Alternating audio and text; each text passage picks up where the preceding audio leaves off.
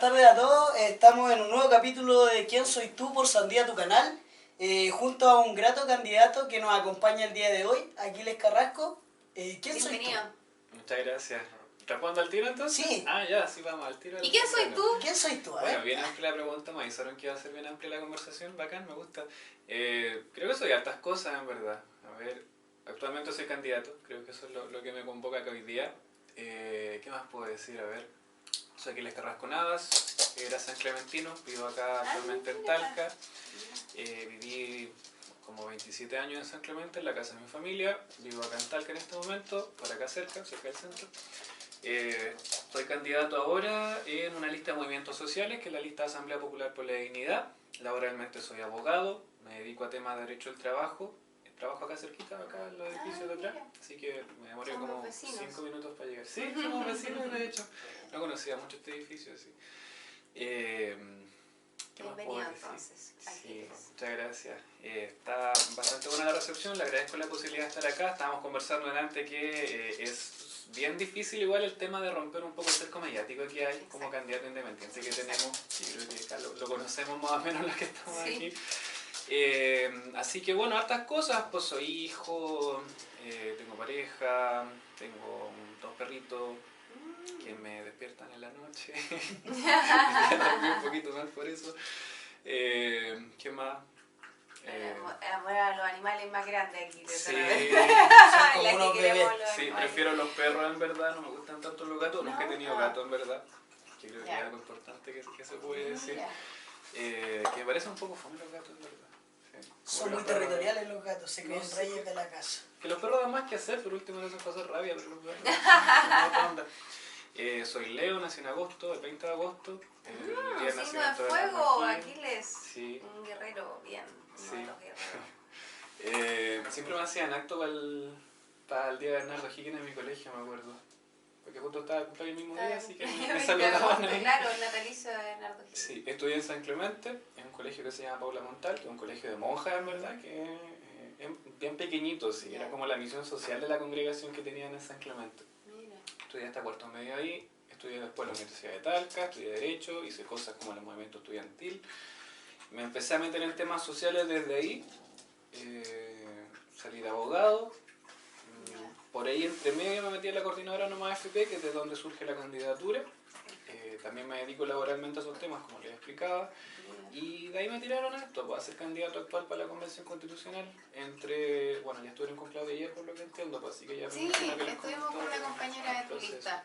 Sí, pues fue un proceso bien entretenido, interesante de conformar la lista y conformar la asamblea más allá de la lista también. Claro. Pues, este espacio de la Asamblea Popular por la Dignidad, algo que nosotros queremos que se mantenga más allá de la elección, claro, o durante todo el proceso constituyente, que para nosotros engloba más que la elección del 11 de abril y la convención constitucional, sino que es un proceso que se abre y que tiene muchos escenarios posibles. Entonces yo creo que la asamblea tiene que ser central y nuestra forma de hacer política, yo creo, así que vamos a apostar harto a eso. ¿Qué más soy? No sé, ¿qué me gusta? No sé, escucho todo tipo de música. ¿Qué estilo de música te gusta? ¿Qué escuchas? ¿Alguna banda de ejemplo? Ay, que me da por tiempo, por día. Ahora estoy escuchando como Gorillaz, Little Dragon, música house a veces, otras veces música más folk acá, no sé, de todo en verdad. De todo un poquito. Sí. Bueno. Sí. Y un poco ñoño puede ser. ¿Por qué? Como de videojuegos. Pero eso no es descubrimiento, la mayoría de los hombres juegan computador.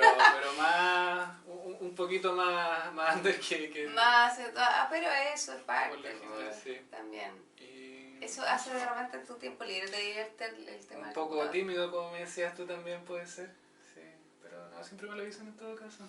Es que la mayoría de las personas somos tímidas, fuimos criadas en un contexto donde de repente decir algo era mal mirado o bien mirado, bueno, no importa, pero muy criticado de repente. El que habla de repente es criticado. Sí, sobre todo veces. En el colegio cuando estábamos y con chicos era muy así, pues, como de callarse, hablar cuando correspondía. Claro.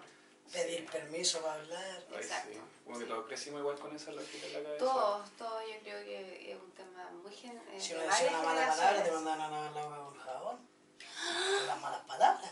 Ay, pero que tú estudiaste en un colegio monja. Ay, tú también. ¿También? Bien, ¿Dónde estudiaste tú? Liceo Santa Marta de Talca, por favor. Bueno. Soy el primer chico trans con su diploma salido del Liceo Santa Marta de Talca, colegio femenino. Sí, pero tú eres más chico que yo, así que probablemente no conoces. Que yo también tenía amigas del Santa Marta, pero Ya. más viejotas. ¿Y Pero- qué edad tenés tú, Aquiles? 30. 30, entonces quizás una sí. persona muy Sí, no. joven para un candidato constitucional, bien. Aquí hay una figura joven, Sí. imagínate. Ahí estoy haciendo magíster también, que puede ser como dato así curricular. Ah, mira qué Magíster en bien. Derecho del Trabajo Ah, en la qué Universidad de bien. Talca, pero en Santiago, que al final fue Ya. a distancia casi todo, porque empecé Claro, empezó en este junio del tema. 2019, tuve un par de meses, después empezó la revuelta social.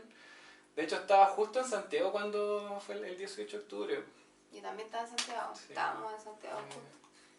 Entretenido. Yo tenía una entrevista laboral, andaba en una entrevista laboral y me tocó ese tema. Oye, Aquiles, ¿y por qué estás como candidato constitucional? Porque pertenezco a la coordinadora Nomás FP y mucha gente me pidió que representara lo que nosotros llevamos a la Convención Constitucional acá en el distrito. Soy vocero de la coordinadora hace tiempo. Yo siempre preferí que fuera gente más del ámbito de la dirigencia sindical específicamente, porque yo soy más asesor que... No Claro. soy dirigente sindical. Me relaciono mucho con sindicato a propósito de mi pega laboral como asesor específicamente. Pero al final siempre como tal que están chicos, los dirigentes estaban en muchas pegas y siempre me decían, ya anda tú y tú te encargáis de las marchas y todo, así que ya vocero. Entonces ahí empecé a aparecer en las cosas de la coordinadora. Y cuando empezamos a conversar qué íbamos a hacer frente al proceso constitucional, que fue temón en un momento, Ya. cuando ya después definimos que había que participar de alguna forma, había que después definir quién iba, pues, y entre esas conversaciones se le ocurrió tirarme a mí. Yo no quería mucho en un momento, eso no debería decirlo, pero creo que al menos da un Vamos a poco editar de... esa parte. Sí. No, pero alguna vez escuché que los mejores candidatos son los que no quieren ser candidatos, porque ahí representan más Entonces es un fielmente buen una idea. candidato, es la persona que hace el trabajo y que está detrás, me imagino. Sí, veo un poco cerca la referencia, sí, pero... No, No, pero me es imagino algo que es súper así, porque real. cuando uno participa en grupo es así. Pues. Sí, Hay tuve que- un la par de persona conversaciones que súper emotivas, incluso con un par de compañeras que me terminaron por convencer de que él aceptara la invitación que me estaban haciendo. Y acá estoy, pues, en el fondo, bueno, entre medio también nos empezamos a juntar con la asamblea, que fue lo mismo, también discutir hoy qué vamos a hacer, si en este proceso, con el que no estábamos muy de acuerdo en un momento. Después ya pensamos, ya, metámonos, participemos, veamos qué se puede hacer desde ahí, y se empezó a construir la lista. Y ahora estamos trabajando los 8 que vamos en la lista de la Asamblea Popular por la Dignidad. Oye, Aquiles, y le contamos un poquito a las personas que quizás no ubican mucho el movimiento de No Más FP, que si bien es algo que ha sido súper latente en el país últimamente, sobre todo últimamente, que hemos visto que es tan necesario ser capaces de administrar nuestros propios recursos y de que dejemos de que nos sigan robando los recursos. Yo creo que hay personas que quizás no saben a qué se dedica la coordinadora. Bueno, mira, la coordinadora es una organización social. Surgió aproximadamente en 2014, si no me equivoco, que fue el primer congreso, que reunió a gente que venía trabajando por esto desde hace años, creo que desde que surgieron las FP. Es que había un incipiente movimiento de no más FP porque todos sabían ya que la cuestión no iba a funcionar. O sea, cualquiera que estudiara bien el modelo sabía que no iba a funcionar para pagar pensiones. Tenemos que ir 120 años. Sí. Y ahora, después de 40 años, ya es más evidente porque ya viene toda una generación Toda una que generación empezó a probada. cotizar con la FP y ya estamos viendo las pensiones que hay. Entonces se juntaron activistas, dirigentes, sobre todo dirigentes sindicales. La coordinadora tiene muchas bases en el trabajo, en las y los trabajadores. De hecho se llama Coordinadora Nacional de Trabajadores y Trabajadoras No Más FP. Por lo tanto se para desde esa visión del trabajo. Porque es seguridad social. La seguridad social es un derecho también que surge desde el trabajo, desde nuestra condición de trabajador. Entonces empezaron las primeras actividades de esta organización en Santiago, en algunas capitales más grandes. Al comienzo no pescaba mucho la gente, como todos los movimientos que surgen de poquitos y que de ahí van creciendo. Y acá la invitación a participar nos llegó fines de 2015, comienzo de 2016. Así que en el fondo es una organización social, como les digo, donde participa gente interesada, motivada por cambiar las cosas, por en este caso por cambiar el sistema previsional que tenemos. Y hacemos actividades que van enfocadas a eso. Pues nosotros antes de toda esta experiencia de la candidatura estábamos permanentemente yendo a instancias de participación como sindicatos, juntas de vecinos, lo que fuera, reuniones familiares, cualquier cosa donde la gente quisiera escucharnos, para que nosotros fuéramos a contarle cómo funcionan las AFP, cuáles son las propuestas que tenemos, porque hay una propuesta técnica que la pueden buscar, la pueden descargar. ¿Está en internet? Sí, está en internet. ¿Qué página alquile? Coordinadora nomafp.cl, si no me equivoco. Coordinadora nomafp.cl. Sí, si no la corregimos después. Porque La vamos a poner. Así que esa es nuestra pega, pues como de ir a hacer terreno, conversar con la gente, informar sobre esta cuestión y convencernos entre todos pues de que lo que tenemos ahora ya no da para más, pero que también es posible un cambio, que yo creo que eso ha distinguido a nuestro movimiento de algunas otras demandas que se han levantado, que ya tenemos propuestas nuevas, que tenemos una propuesta que se puede implementar, así como variable económica y todo, está como estudiado que se puede. Y además también hacíamos las pegas de movilización, por estar visibilizando nuestra demanda con marchas, con todas las cosas que se nos ocurrió hacer. Por ejemplo, en 2017 hubo un plebiscito que levantamos nosotros, que fue una muy buena experiencia. Nos votó tanta gente, así como en términos porcentuales, pero va a ser un plebiscito levantado por nosotros en todos lados. Creo que fue un éxito, votaron como más de 1 millón de personas, 1.300.000.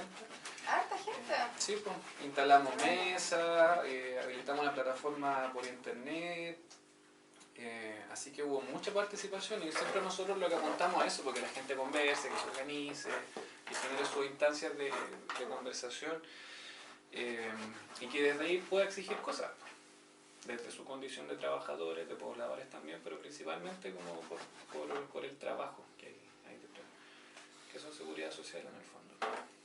Y a ti te estás haciendo una fiesta mientras tú hablabas. Sí. Y respecto a lo que me estabais diciendo de que tienen un plan organizado, un proyecto, Hablemos de eso, pues, los que proyectos me quedo dando concretos. vueltas ahí en la A mí también me quedo dando vueltas. de la Mira, coordinadora. que como coordinadora tenemos una propuesta previsional para implementar un sistema de reparto tripartito y solidario. En vez de tener un sistema de capitalización como el que tenemos ahora, que son las AFP, donde cada trabajador tiene su fondo personal, queremos volver a la lógica del sistema anterior, que era de reparto. No al mismo sistema anterior, porque el otro sistema igual tenía su atado, por ejemplo, había como, no recuerdo cuántas cajas eran, pero muchas cajas, y muchas modalidades de pensión, y no toda la gente podía acceder a las pensiones. Por lo tanto, queremos un sistema que sea mucho más moderno, pero que siga la lógica de reparto, es decir, que se junten todas las platas que ingresan al sistema, que esas platas sirvan para pagar las pensiones de la gente que ya está recibiendo pensión y también generar rentabilidad, pero una rentabilidad más social, decimos nosotros. Por ejemplo, utilizar los fondos de pensiones en proyectos que tengan un impacto positivo para la comunidad. Construir hospitales, construir, no sé, líneas de metro, a veces dicen la gente de Santiago. Claro, sedes comunitarios, podría ser proyectos de vivienda que también se podrían construir con platas de un fondo previsional. Por ejemplo, una de las propuestas que hay que se podría realizar es que con las platas de los fondos previsionales se le hagan préstamos a los gobiernos locales como forma de centralización también, para que se solucionen necesidades locales también. Pero una lógica muy distinta a la que tenemos actualmente en la AFP. Entonces ahí hay mucha oposición de parte del gobierno y de todos los que representan el sector de los intereses económicos actualmente en el país. Pero una propuesta que existe, de hecho la pueden investigar. Lo que nosotros proponemos es que hay un aporte igualitario del trabajador y del empleador, porque actualmente el 10% lo pone el trabajador nomás, y una inyección de recursos del Estado, pero que de hecho sería un ahorro durante un par de años si es que se implementa un sistema de reparto, porque actualmente el Estado gasta mucha plata en el pilar solidario, que es como el gran parche que existe en el sistema de AFP. Entonces, si pagáramos pensiones con los dineros que ingresan al sistema todos los días, eso aliviaría la carga fiscal, de hecho. Y también se podrían hacer estas inversiones que les decía. Y eso está, como les decía, planificado con variables económicas, con simulaciones, está como previsto incluso en un escenario como bastante conservador en términos económicos, pensando en que el país quizás ya no va a seguir creciendo en las tasas que estaba creciendo en los 90, por ejemplo. Tomando esas consideraciones igual. Sí, tomando esas consideraciones actuales económicas. Sí, tomando todas esas variables económicas es posible echar a andar un sistema de reparto que funcione bien hasta el año 2100, pagando pensiones que sean mínimo el ingreso mínimo mensual de 320 lucas. Y esto lo hicimos en el 2016 y la hemos ido actualizando, pues entonces todavía sigue siendo factible, sigue siendo viable y urgente, porque estamos viendo que actualmente las pensiones ya no dan para más. Actualmente la gente, por ejemplo, de la mitad para abajo las personas máximo están sacando como 20 lucas de pensión autofinanciada. Creo que en el caso de las mujeres son como 20.000 y hombres un poco más porque el sistema aparte es bien discriminador. Y el resto lo pone el Estado. Entonces ya no da para más el asunto. Pero esa propuesta no se puede discutir porque la Constitución lo prohíbe. Así que, Bueno, por Ok. eso es O importante sea, en la entonces... Constitución directamente dice que no se pueden discutir este tipo de cosas. no, o se sea, pueden no incluir. lo dicen esos términos así No, expresamente, pero es lo que sale. hay digamos. dos trabas. Uno es cómo está estructurado el derecho a la seguridad social, que está ¿Ya? establecido en términos de que perfectamente pueden haber organismos públicos o privados que se encarguen de esto, por lo tanto un sistema público estatal, con autonomía sí del gobierno, hay que decirlo, pero estatal, podría entrar en conflicto con la configuración del derecho de seguridad social. Ya. Es decir, la AFP podría decir, oye, pero ese proyecto nos va acorde a la Constitución porque la Constitución dice que yo también puedo hacer negocio con las pensiones. Por lo tanto, ahí el Tribunal Constitucional podría dejarlo fuera. Y la otra traba también es cómo podemos ingresar a esa discusión, porque tenemos el proyecto de ley, pero no lo podemos ingresar al Congreso porque esas materias las tiene que pedir que se discuta específicamente el presidente. Con el Tribunal Constitucional. Al Congreso. Al El Congreso presidente tiene directo, muchas materias que son de iniciativa exclusiva para discutir en el Parlamento. Como a puerta cerrada. No es que sea puerta cerrada, pero Pero no tiene podéis que partir discutirlo la si iniciativa. no quiere él o ella. Pero es como parte de la disposición presidencial. Sí. Sí. Entonces, si Ya. el presidente no quiere hablar de pensiones, No se va a los hablar. parlamentarios no pueden ingresar un proyecto que trate de pensiones. Ya, perfecto. O sea, disposición personal. Sí. Y loco, Qué guay. pero existe. Así está la Constitución. Sí, pues así funciona porque está hecha para que el presidente sea una especie de pequeño dictadorcillo que se elige cada 4 años, pero tiene muchas atribuciones. Muchas Y atribuciones. eso es lo que también tiene que discutirse. Y que tiene que ver con la disposición, no con la urgencia, no con la prioridad que debe... Además, de la porque también el persona. presidente puede definir qué cosas son prioritarias para Por discutir eso. en el Congreso. Por eso, pero probablemente esta no es una de ellas. La que ellos tienen sí es una urgencia, porque también hay una actual reforma previsional que ingresó al gobierno, que Ya. de hecho sí le han dado urgencias, y que de hecho ya. se tendría que estar volviendo a discutir ahora. Voy a revisar después, les cuento en qué va. Mira. Pero lo que el gobierno propone es mantener el sistema de AFP, por supuesto, pero ahora sí se están adheriendo a que para solucionar el problema previsional, que ya están aceptando que existe, afortunadamente, es subirle el aporte del empleador. Ya. Ahora están al menos abriéndose a que vaya a haber una cotización de un 18% en vez de Ya. 10%. Y este 8% lo Lo cubre el coloque el empleador. empleador. Que ya es un avance sustancial. Sí. Perdón, creo que era como 16,4. La cosa es que Ya. va por ahí. Va por ahí. Porque anteriormente decían que cualquier punto porcentual que lo subiéramos al aporte del empleador era como Chilezuela Claro, prácticamente, claro. como que iba a haber un desplome Sí, económico, todas las inversiones se iban a ir del país, el acabose. Ahora ya el gobierno está dando señales de que ellos mismos saben que no va a pasar, que se puede aportar más de parte del empleador.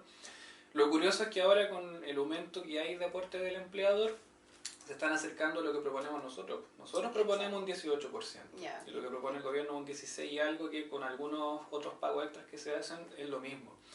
Entonces, en vez de que estemos discutiendo mantener la AFP, meter más actores al mercado, que es lo que también se quiere para que incluso una de estas se vayan con la plata, no sabemos, nosotros proponemos implementar un sistema de reparto que sí podría solucionar el problema hoy día. Si nosotros implementamos un sistema de reparto, Rápido. las pensiones Claro, podrían están empezar a ahí. pagarse cuando se echa a andar el sistema. Al día siguiente ya la gente jubilada podría sacar buenas pensiones.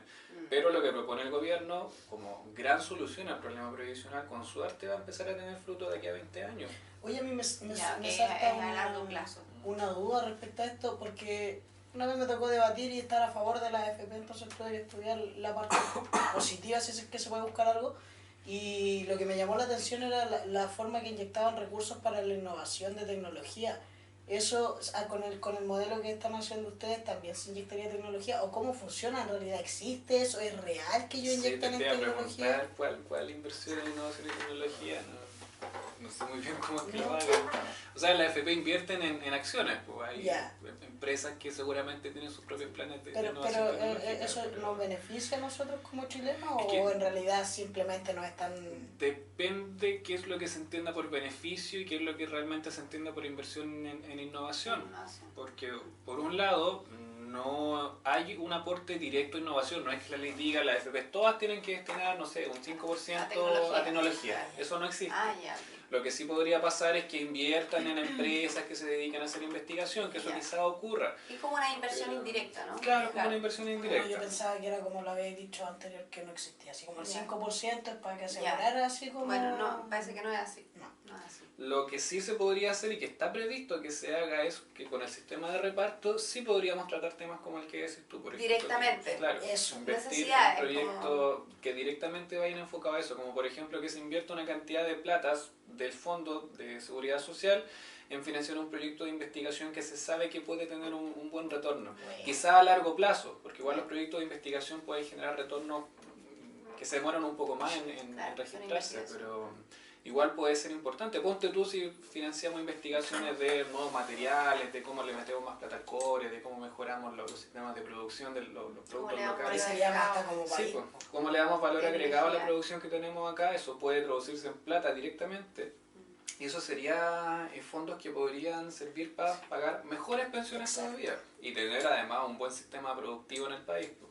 Esa es la lógica que hay detrás de la propuesta que tenemos nosotros, pues no solamente resolver necesidades sociales locales, que es muy necesario, como lo que te decía Dan antes, pero también financiar proyectos de reconversión económica, por ejemplo, que eso se podría hacer. Por ejemplo, hacer una triangulación entre Corfo, el sistema de seguridad social, para que se inviertan en nuevos sistemas económicos.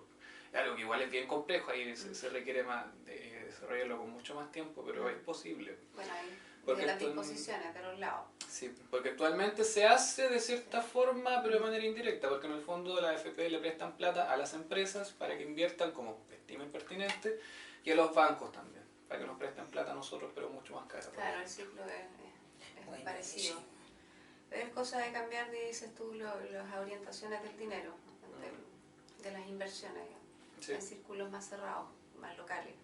Sí, o incluso incluso a gran escala, pero que sea con una mirada más a largo plazo, una mirada nacional, más, claro. Nacional, es que es importante, claro. Es que no plurinacional, pero es que es importante que la gente lo sepa, porque actualmente los dineros se invierten fuera de Chile. Gran parte, como un 40%. Gran parte, entonces igual es que un 40% es mucho. Sí, las platas son... Cualquier dinero hoy en día, cualquier porcentaje me parece como mucho para invertir fuera del país. $200.000 millones, si no me equivoco, el fondo de pensiones. Que es mucha plata, decirlo en pesos es complicado. Como que le faltan billones, le faltan, no faltan palabras para decir tantos millones que se invierten afuera. Sí. Es bueno que la gente lo sepa y para que te conozca también en dónde estás metiendo, digamos, tu energía, tu tiempo, tu dedicación. Es importante para nosotros tenerte aquí, para poder entender, porque de repente uno tampoco entiende, uno como profesional igual puede entender algunos términos un poquito más que otras personas, pero yo creo que a todos nos cuesta entender cómo nuestro sistema de pensiones no funciona, ya está colapsado y de cierta forma que la gente entienda que sí se puede tener otras propuestas y que son perfectamente válidas y que dependen de la disposición de nuestros parlamentarios, del presidente. Y que sobre todo van a servir para que crezca el país. O sea, si piensan que nosotros tenemos de todo en el país y todo lo tiramos para afuera o casi la mayoría de las cosas las tiramos a la concesión. Y así nomás, como materia prima. Exacto, como si fuese nada. Y la compramos más cara. Claro, entonces poder trabajar con eso sería maravilloso. Maravilloso. Preguntarte...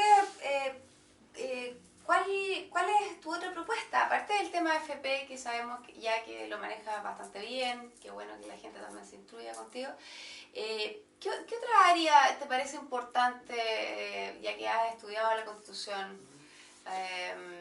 Me imagino que la has estudiado como buen abogado y vienes con todo listo, preparado en tu cabeza, pero ¿qué crees tú que podría ser incluido o sacado, así como más concreto? ¿Qué opinas del tema del agua en Chile?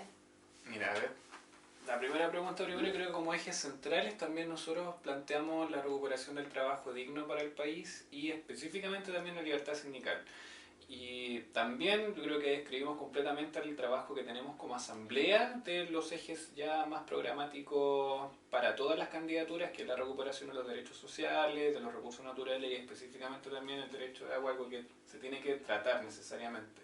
priorizar obviamente el consumo humano, eliminar el código de agua. Bueno, eso no es que la Constitución vaya a decir que es un código de agua, pero va a haber que readecuar la regulación de aguas. Es una reacondicionamiento. Claro, para que se acomode a lo que existe en la Constitución o lo que queremos generar en la Constitución, y yo creo que afortunadamente la mayoría de los que se están postulando ahora, al menos de cierta vereda, cierta vereda, claro, están porque sea un derecho para las comunidades, que se asegure el derecho al agua como para el consumo humano, como derecho fundamental, como tiene que ser, y que se elimine el negocio que hay detrás actualmente de los derechos de agua.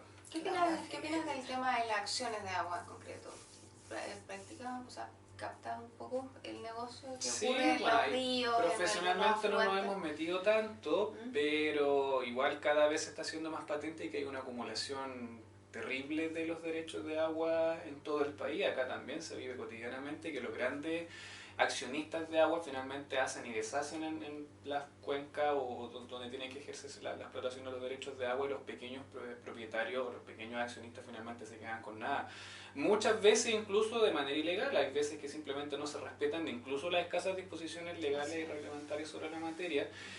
Pero es porque el sistema también ha generado eso, pues finalmente la apropiación es tanta, los intereses económicos están tan involucrados en esto que finalmente se le da mayor protección a los que tienen la mayor cantidad de capital, y ese capital en este caso se expresa en la tierra, en los recursos naturales, en el agua, y en los procesos productivos y en el trabajo también. Sí, con el trabajo productivo. Aquiles, ¿quieres hablar de algún otro tema que sea relevante en tu campaña? Sí. Porque yo sé que tú trabajas con una lista, trabajas con otras personas, hay gente que te eligió como para representarlos y representar a las personas en estas elecciones de constituyentes. ¿Hay algún otro tema que sea relevante para Aquiles Carrasco? Libertad sindical. Libertad sindical. ¿Qué significa libertad sindical? Que los trabajadores se pueden organizar como quieran y negociar cuando quieran con sus empleadores o con los empleadores en general. Porque acá teníamos una idea que también estaba pensada que fuera así, de que los sindicatos no sirven y que solamente sirven para negociar en la empresa en el mejor de los casos.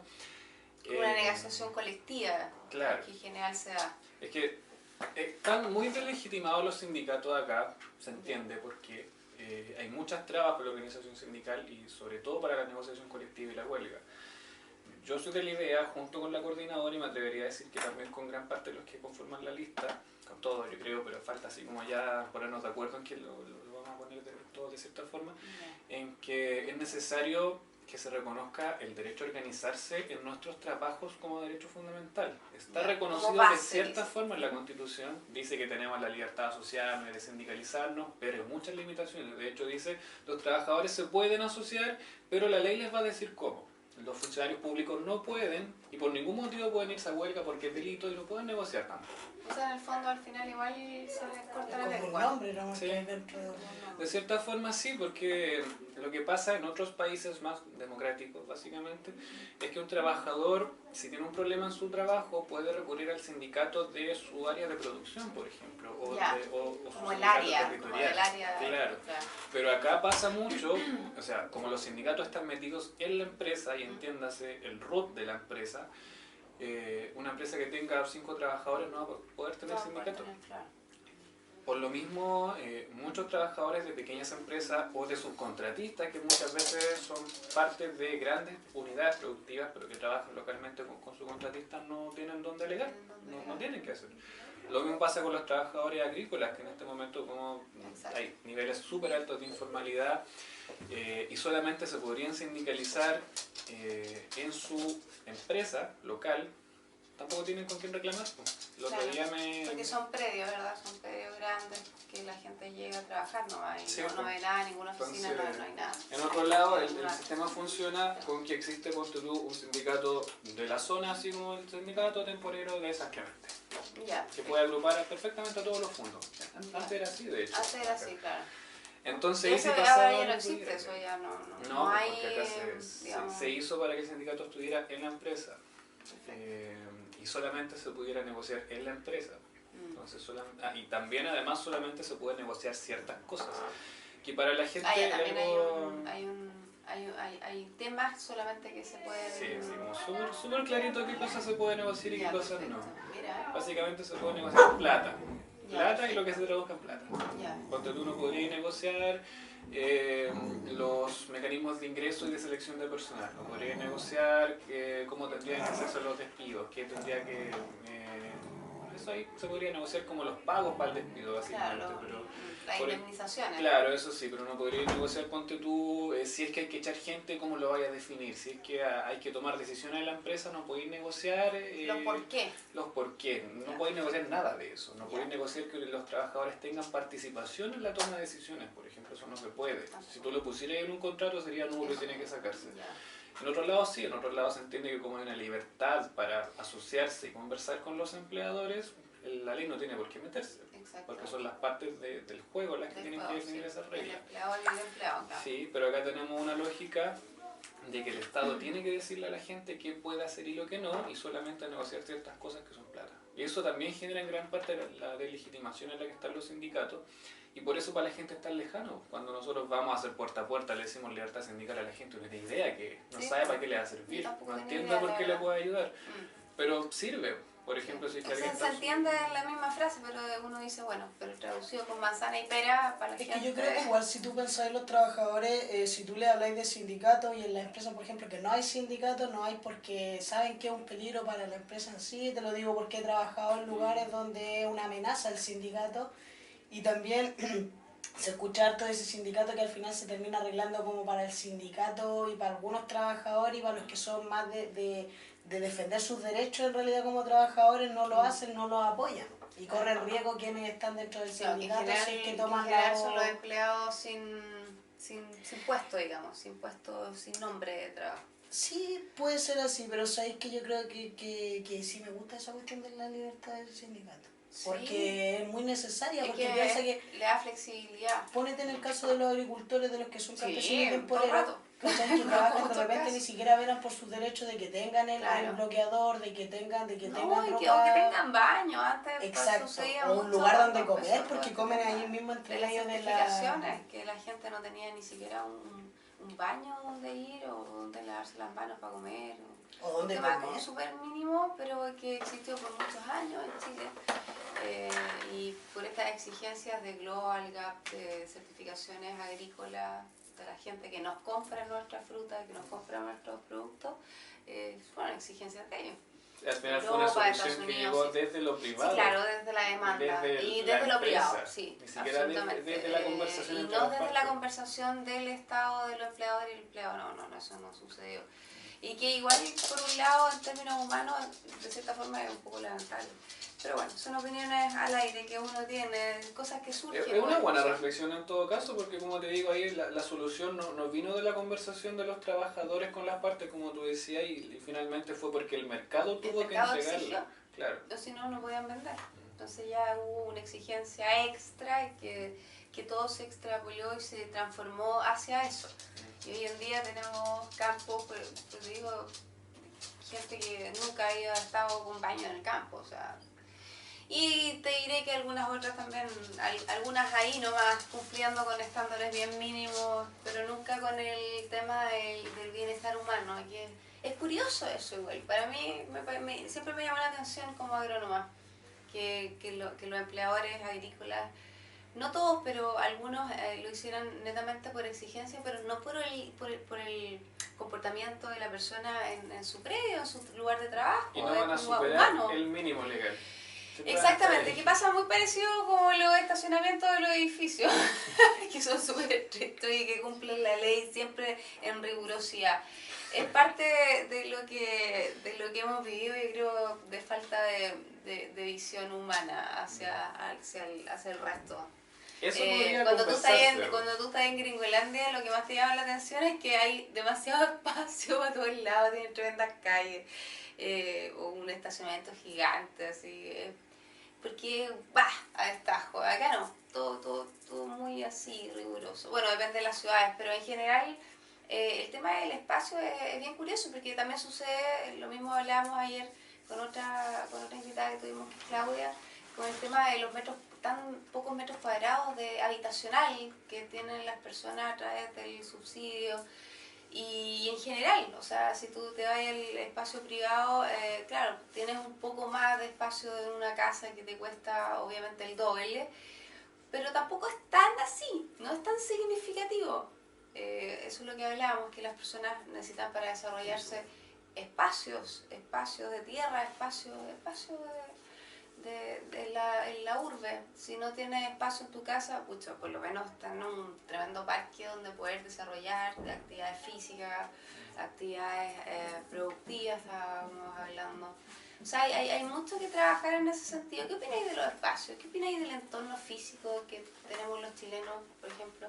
Que todas esas necesidades acá pasan actualmente por lo que dicta el mercado, pues como también reflexionábamos delante. Y al depender netamente del mercado y que no existe el reconocimiento a los espacios o a las necesidades básicas como derecho fundamental, finalmente se entrega lo que te da el mercado nomás, pues en base a la acumulación del dueño del medio de producción nomás. Entonces, por eso es que tenemos la clase de problemas a los que nos enfrentamos hoy día, como viviendas de nada de metros cuadrados que valen una fortuna prácticamente, a las que pocas personas pueden acceder.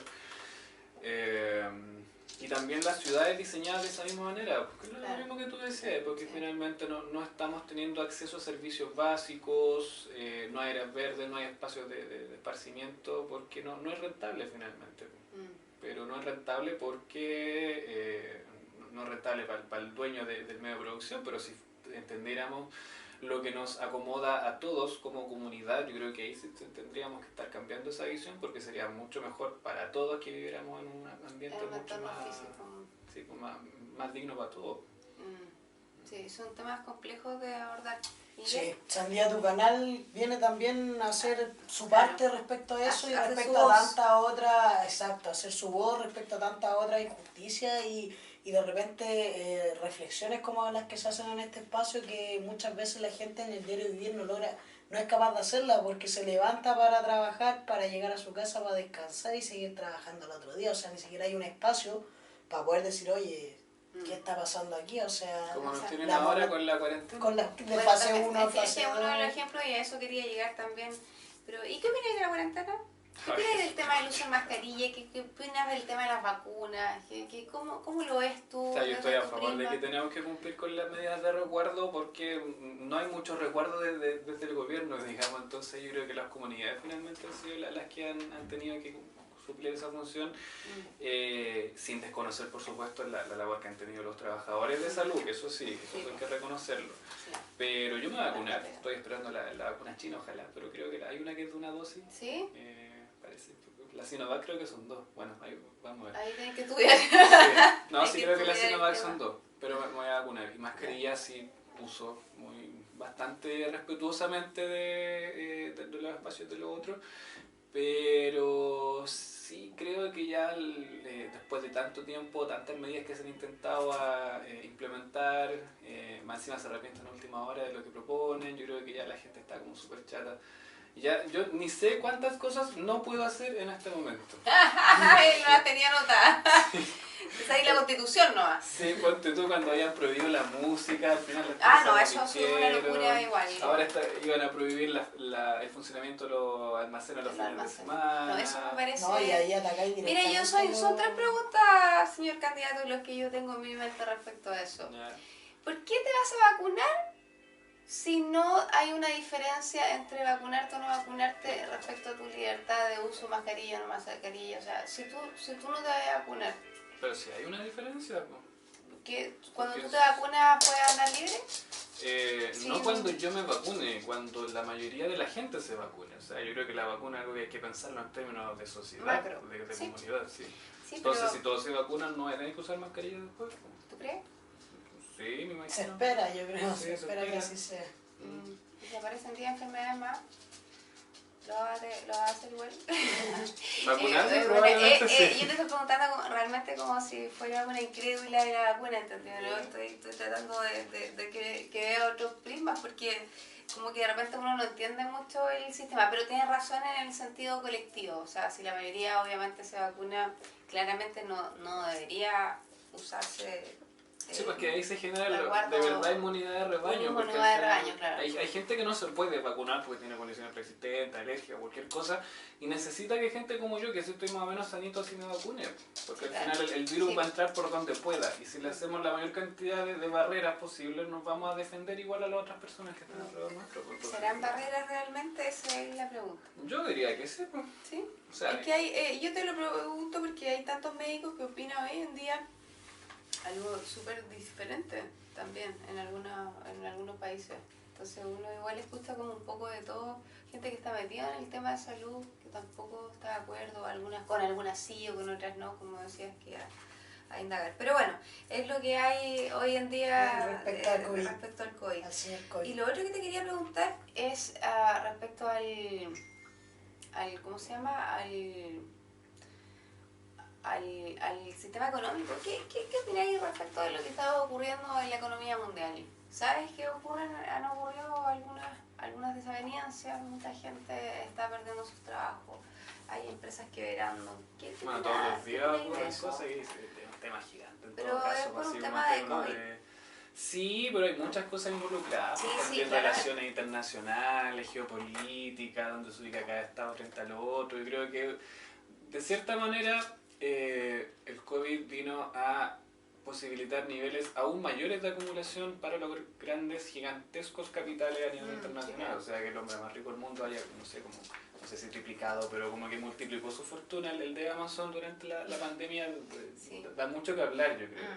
Porque finalmente, quizás es porque como trabajadores, estamos en una etapa de derrota frente al capital y no somos capaces de articularnos para poder responder a esta demanda o a estas condiciones que se intentan imponer. Por ejemplo, hay una cantidad gigantesca de plata que se está generando, por ejemplo, por Amazon, y de eso está llegando nada a sus trabajadores. Vemos que los centros de trabajo que tienen son prácticamente de esclavitud, digamos, y eso se intenta replicar en todo ámbito. O sea, ahora ya incluso tener un trabajo estable, no un lujo, pero algo que se está viendo cada vez menos. Los trabajos son cada vez más informales, cada vez nos quieren quitar nuestra condición de trabajador, incluso ahora nos están tildando que somos colaboradores o socios. Entonces, como hay nuevas formas de producción a las cuales no hemos sabido nosotros responderle con organización como trabajador y trabajadora, finalmente la acumulación se está haciendo cada vez